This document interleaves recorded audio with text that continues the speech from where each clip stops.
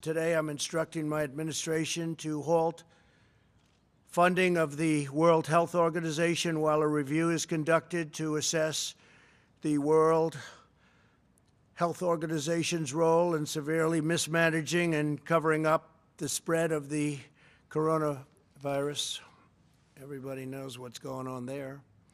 American taxpayers provide between $400 million and $500 million per year to the WHO. In contrast, China contributes roughly $40 million a year, and even less. As the organization's leading sponsor, the United States has a duty to insist on full accountability. One of the most dangerous and costly decisions from the WHO was its disastrous decision to oppose travel restrictions from China and other nations. They were very much opposed to what we did. Fortunately, I was not convinced and suspended travel from China, saving untold numbers of lives. Thousands and thousands of people would have died. Had other nations likewise suspended travel from China, countless more lives would have been saved. Instead, look at the rest of the world, look at parts of Europe. Other nations and regions who followed WHO guidelines and kept their borders open to China accelerated the pandemic all around the world.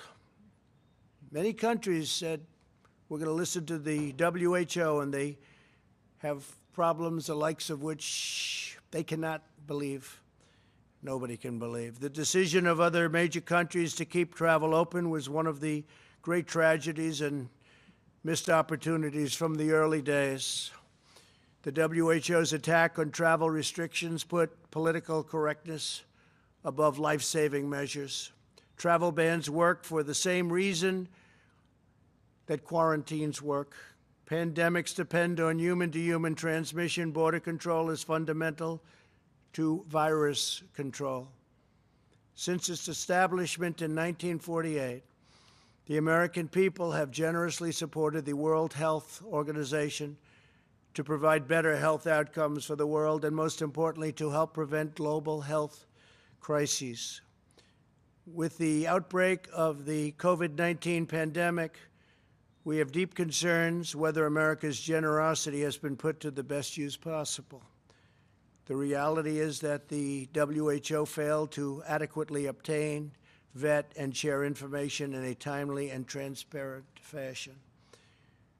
The world depends on the WHO to work with countries to ensure that accurate information about international health threats is shared in a timely manner. And if it's not, to independently tell the world the truth about what is happening. The WHO failed in this basic duty and must be held accountable. It's time, after all of these decades. The WHO failed to investigate credible reports from sources in Wuhan that conflicted directly with the Chinese government's official accounts. There was credible information to suspect human-to-human transmission in December 2019, which should have spurred the WHO to investigate and investigate immediately. Through the middle of January, it parroted and publicly endorsed the idea that there was not human-to-human transmission happening, despite reports and clear evidence to the contrary. The delays the WHO experienced in declaring a public health emergency cost valuable time, tremendous amounts of time. More time was lost in the delay it took to get a team of international experts in to examine the outbreak, which we wanted to do, which they should have done. The inability of the WHO to obtain virus samples to this date has deprived the scientific community of essential data. New data that emerges across the world on a daily basis points to the unreliability of the initial reports, and the world received all sorts of false information about transmission and mortality. The silence of the WHO on the disappearance of scientific researchers and doctors, and on new restrictions on the sharing of research into the origins of COVID-19 in the country of origin is deeply concerning, especially when we put up by far the largest amount of money. Not even close. Had the WHO done its job to get medical experts into China to objectively assess the situation on the ground and to call out China's lack of transparency, the outbreak could have been contained at its source with very little death, and certainly very little death by comparison. This would have saved thousands of lives and avoided worldwide economic damage. Instead, the WHO willingly took China's assurances to face value, and they took it just at face value, and defended the actions of the Chinese government, even praising China for its so-called transparency. I don't think so. The WHO pushed China's misinformation about the virus, saying it was not communicable and there was no need for travel bans. They told us when we put on our travel ban, a very strong travel ban, there was no need to do it, don't do it. They actually fought us. The WHO's reliance on China's disclosures likely caused a 20-fold increase in cases worldwide, and it may be much more than that.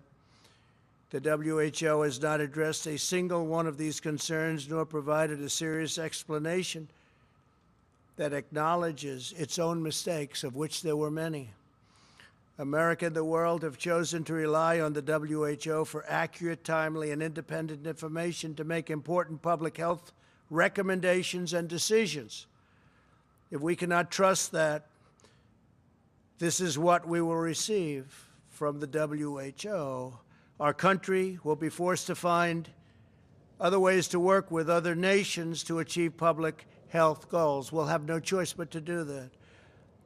Our countries are now experiencing, you look all over the world, tremendous death and economic devastation because those tasked with protecting us by being truthful and transparent failed to do so.